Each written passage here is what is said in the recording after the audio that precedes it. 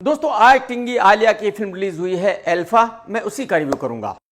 इस फिल्म की कहानी लिखी है उदय चोपड़ा ने।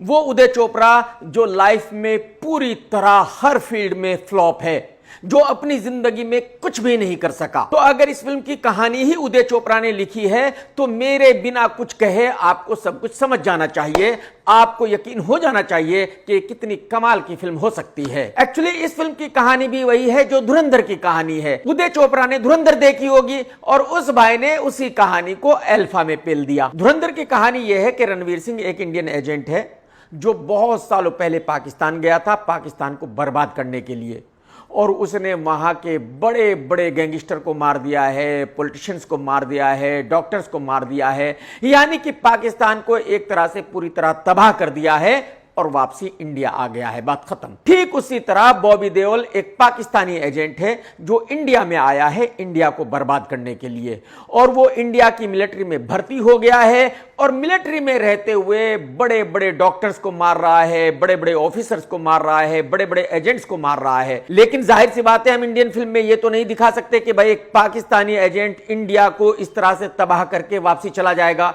तो बॉबी देओल को यहां मार दिया गया है। अब आप ये पूछेंगे कि फिर आलिया टिंगी इस फिल्म में क्या कर रही है। एक्चुअली आलिया और शर्वरी दोनों ही अनिल कपूर की जुड़वा बेटियां हैं और ये दोनों ही बॉबी देओल के खिलाफ लड़ रही हैं। एक तरह से देखा जाए तो आदित्य चोपड़ा ने अल्फा बनाकर इंडिया का मजाक उड़ाया है, क्योंकि बॉबी देओल पाकिस्तान का वो एजेंट है जो कभी पाकिस्तान की आर्मी में मेजर हुआ करता था और फिर वो इंडिया की आर्मी में भर्ती हो गया था, और इंडिया की आर्मी में छोटे मोटे ओहदे पर नहीं है भाई साहब। आदि चोपड़ा का कहना यह है कि इंडियन आर्मी का सिस्टम इतना घटिया है, इंडियन आर्मी इतनी करप्ट है कि एक पाकिस्तानी एजेंट आकर इंडिया की आर्मी में भर्ती हो सकता है और कंट्री को बहुत भारी नुकसान पहुंचा सकता है। आप अंदाजा लगाइए। मतलब एक तरह से आदि चोपड़ा ने हिंदुस्तान के सिस्टम को एकदम नाकारा बताया है, हिंदुस्तान का मजाक बनाया है।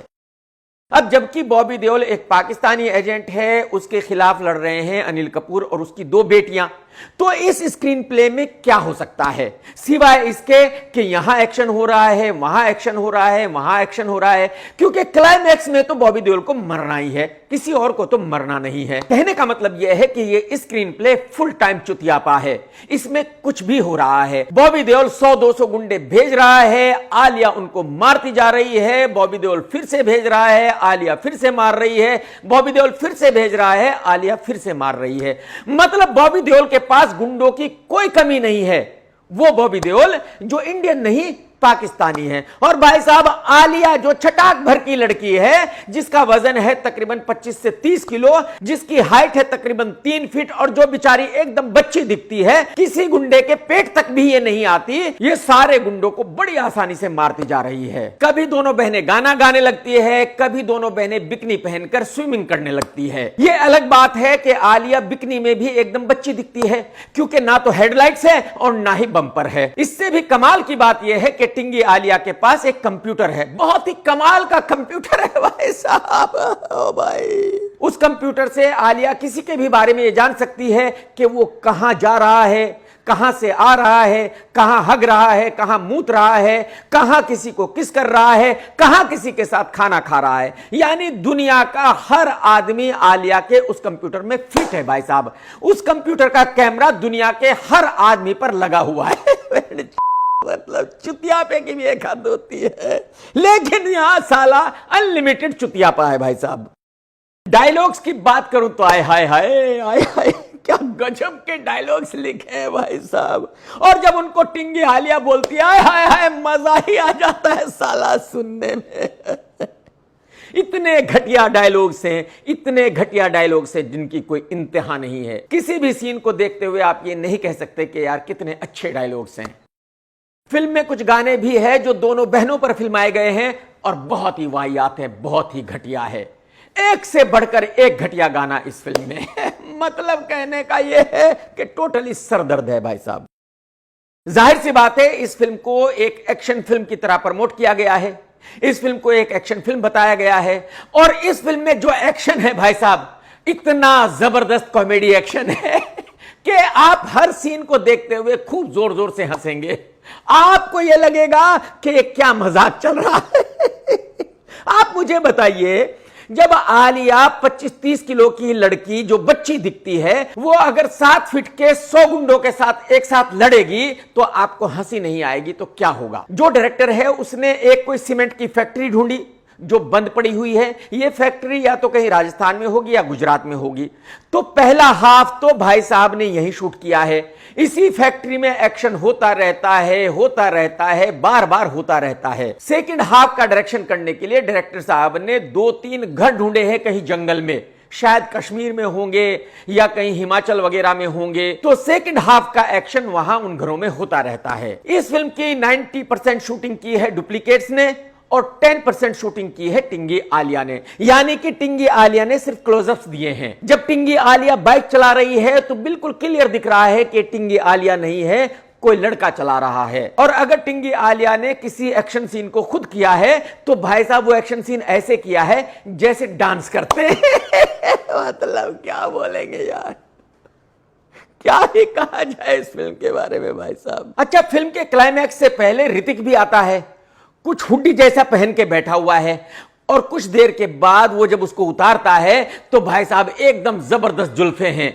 जुल्फे ऐसे हवा में लहरा रही हैं। आलिम भाई जबरदस्त पैच पहनाया है, कहां से लाए हो गुरुजी? ये तो कमाल का पैच है।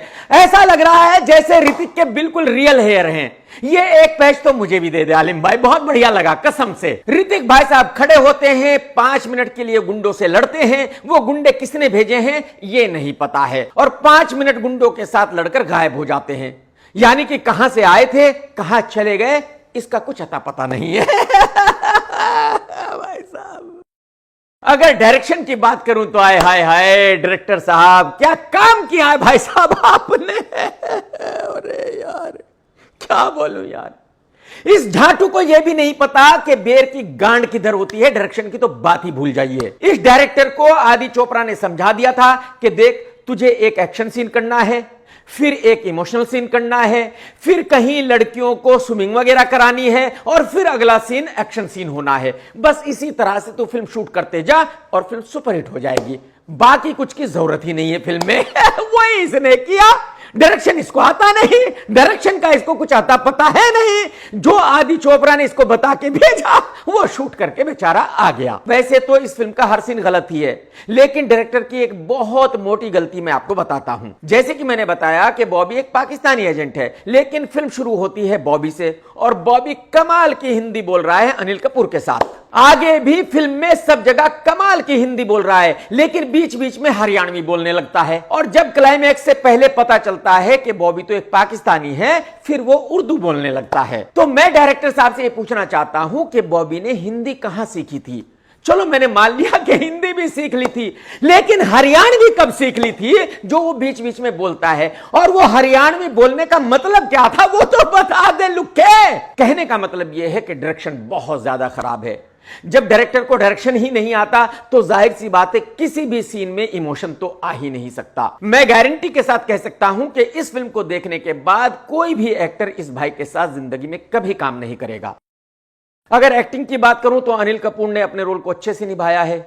2 बेटियों का बाप है और मिलिट्री का बहुत बड़ा ऑफिसर है। ऋतिक ने 5 मिनट एक्शन करना था, वो एक्शन करके चला जाता है, तो उसकी एक्टिंग के बारे में कुछ कहा नहीं जा सकता। शर्वरी ने अपने रोल को अच्छे से निभाया है, लेकिन प्रॉब्लम यह है कि शर्वरी का फेस ऐसा गोलगप्पा है कि वो बड़ी हीरोइन दिखती ही नहीं है। बॉबी का चेहरा भी फिल्म में बहुत बड़ा दिख रहा है, सूजा हुआ दिख रहा है, लेकिन बॉबी ने अच्छी एक्टिंग की है, अपने रोल को अच्छे से निभाया है। लेकिन मुझे हैरानी है कि बॉबी देओल ने एक पाकिस्तानी एजेंट का रोल निभाया है, जबकि घर में सन्नी देओल है जो देश को बचा रहा है और बॉबी देओल देश को बर्बाद कर रहा है। यानी कि एक ही घर में देशद्रोही भी है और देशभक्त भी है। कमाल है इन दोनों के। भाई साहब क्या बोलेंगे यार। 25 किलो की टिंगी आलिया का ये रोल ही नहीं था, लेकिन उस बेचारी से इस रोल को कराया गया। तो जाहिर सी बात है उसने उन इंग्लिश फिल्मों को देखा होगा जिन फिल्मों से सीन लेकर इस फिल्म को बनाया गया है। तो उन इंग्लिश फिल्मों में जिस तरह से लड़कियों ने एक्टिंग की होगी वैसी ही आलिया ने करने की कोशिश की। लेकिन प्रॉब्लम यह है कि आलिया ऐसी बच्ची दिखती है कि वो अपने रोल में फिट ही नहीं है और ऊपर से आलिया अजीबोगरीब हरकत कर रही है। 6.5 फीट लंबे गुंडों के बीच में आकर कहती है बॉयज हाउ आर यू, चलो स्टार्ट करते हैं। एक्शन करती है और फिर करती है चा चा चा चा चा। मतलब पता नहीं क्या क्या हरकतें कर रही है। आलिया को ऐसा लग रहा होगा कि वो तो इस फिल्म के बाद बहुत बड़ी एक्शन स्टार मान ली जाएगी। अरे मैडम जी क्या कर रही थी? कुछ तो मर्यादा रखिए, कुछ तो खौफ खाइए, कुछ भी पेल रही थी यार। मतलब क्या है ये? अब आप ये जरूर पूछेंगे कि आदित्य चोपड़ा ने ये कारनामा क्यों बनाया। एक्चुअली बात यह है कि बॉलीवुड में किसी भी एक्टर को कोई फिल्म करने के लिए राजी करना बहुत मुश्किल काम है। जो हमारे एक्टर हैं उनको बेवकूफ बनाने वाले बहुत लोग हैं। तो अगर कोई अच्छी स्क्रिप्ट होगी तो शायद एक्टर उसको नहीं करेगा, लेकिन अगर कोई वाहियात स्क्रिप्ट होगी शायद एक्टर उसके लिए हामी भर देगा, क्योंकि किसी भी एक्टर के बहुत सारे चमचे हैं, बहुत सारे यार दोस्त हैं जो उसको बेवकूफ बनाते रहते हैं, उसको ज्ञान देते रहते हैं, उसको बताते रहते हैं कि आपको यह फिल्म करनी चाहिए, ये नहीं करनी चाहिए। तो एक्चुअली आदि चोपड़ा को धूम 4 बनाने के लिए रणबीर कपूर चाहिए। रणबीर कपूर को राजी करने के लिए आलिया के थ्रू जाना पड़ेगा। तो आदि ने यह किया कि देखो आलिया, मैं तुम्हारे लिए एक बहुत बड़ी फिल्म बना रहा हूं, इसके बाद तुम बहुत बड़ी स्टार बन जाओगी, बस मेरी हेल्प यह कर देना कि रणबीर कपूर को कन्विंस कर लेना धूम 4 करने के लिए। यह फिल्म बननी शुरू हुई थी तकरीबन 2 साल पहले, कंप्लीट हुई, फिर रीशूट की गई, उसके बाद धुरंधर रिलीज हो गई। फिर इनको लगा कि यार इसकी जो कहानी है वो तो बहुत खराब है, तो जैसी धुरंधर की कहानी है वैसी बनाते हैं, फिर से रीशूट हुई। तो कहने का मतलब यह है कि आदि चोपड़ा ने आलिया को खुश करने के लिए 250 करोड़ रुपए उड़ा दिए हैं। और आदि को आज भी उम्मीद होगी कि आलिया रणबीर कपूर को मना लेगी धूम 4 करने के लिए, लेकिन मुझे नहीं लगता कि यह फिल्म देखने के बाद रणबीर कपूर वो फिल्म करने वाला है। और ऐसा कुछ सिर्फ आदि चोपड़ा ने नहीं किया, बल्कि एसएलबी ने भी यही किया था। एसएलबी ने आलिया को कहा था कि देख तू रणबीर कपूर को ले आ लव एंड वॉर के लिए, हीरोइन में तुझे लूंगा, और इस तरह से वो प्रोजेक्ट भी बना था। तो कहने का मतलब यह है कि बॉलीवुड में किसी भी एक्टर को कन्विंस करने के लिए निर्माता निर्देशक को बहुत पापड़ बेलने पड़ते हैं, और बस उस पापड़ बेलने की वजह से ही यह फिल्म बनी है। कुल मिलाकर एल्फा एक बेहतरीन कॉमेडी फिल्म है। अगर समय रैना की भाषा में कहूं तो एक नंबर की चूतिया फिल्म है, की फिल्म है। जो इस फिल्म का डायरेक्टर है उस वाले को पता ही नहीं था कि वो क्या बना रहा है और इस फिल्म का कौन सा सीन कैसे शूट होना है। इस फिल्म के किसी भी सीन में कोई लॉजिक नहीं है। हर सीन को देखते हुए आप हंसोगे और आप अपने आप से पूछोगे कि ऐसी फिल्म को कैसे बना सकता है। इट्स ए टॉप क्लास चुतियापा and full time torture film. तो मैं आपसे यही कहूंगा कि इस फिल्म को अवॉइड करें, अपने पैसे बचाएं, अपना टाइम बचाएं, क्योंकि इस फिल्म में ऐसा कुछ भी नहीं है जिसकी वजह से आपको यह फिल्म देखनी चाहिए। मैं इस फिल्म को दूंगा 1 स्टार और मेरी बिजनेस रेटिंग भी रहेगी 1। मेरे हिसाब से इस फिल्म का डिजास्टर होना तय है। आदि चोपड़ा कितने के भी टिकट्स क्यों ना खरीद ले।